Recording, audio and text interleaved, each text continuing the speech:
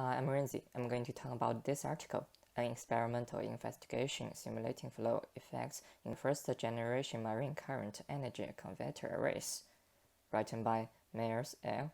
Bahaja A. Marine current energy conversion technology is presently at the commercial demonstrator stage.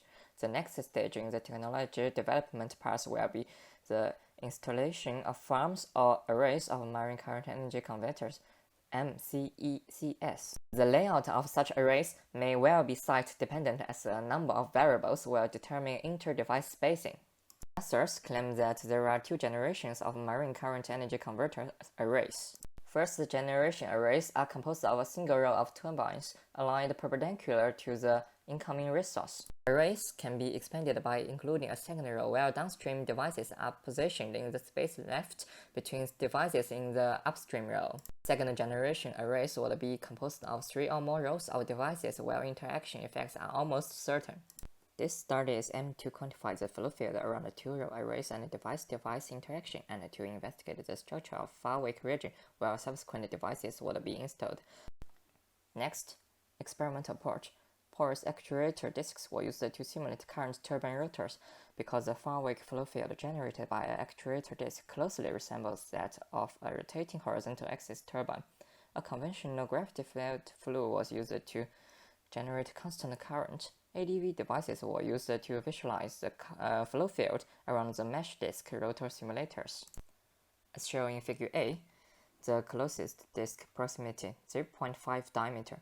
The flow clearly merged in the near wake region less than 4 diameters downstream of the disk.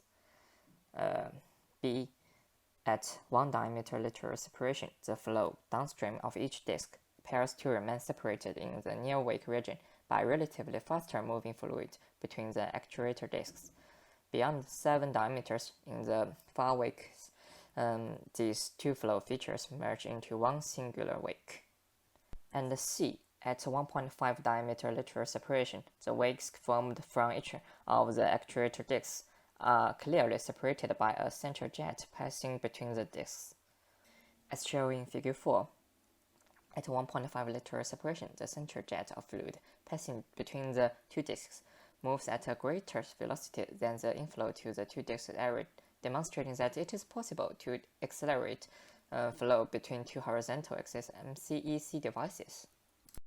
Following the creation of accelerate flow between a pair of actuator disks at 1.5 diameters lateral separation, a two-row array configuration was tested. There are two issues: how the downstream disk might affect experienced by the upstream disks, and how the wakes formed by the upstream disks are affected by the presence of the downstream disk. The two issues have been solved. Let's look at Figure 6. It's clearly that the downstream disk has no effect on the flow conditions experienced by the upstream disks. And Figure 7 could give a better observation of the effect of the downstream disk upon the wakes formed by the upstream disks. The center of upstream wakes is accelerated by the presence of the downstream disk. Figure 8 shows that in a far wake region, the downstream disk has a velocity deficit that tends to the upstream pair, if not a little higher. Velocity deficits in the far wake region for the three-disk array are greater than that equivalent wake formed by a single disk as two-row. Three-disk wake is far wider and stronger, meaning that the ambient turbulence cannot penetrate to the wake centerline with such effectiveness. Okay, conclusions for single-row arrays. Optimum lateral separation can lead to accelerate flow passing between the eject rotor disk with no negative impacts upon the disks. For two-row array studied, the downstream disk was subject to a greater thrust force than the upstream disk.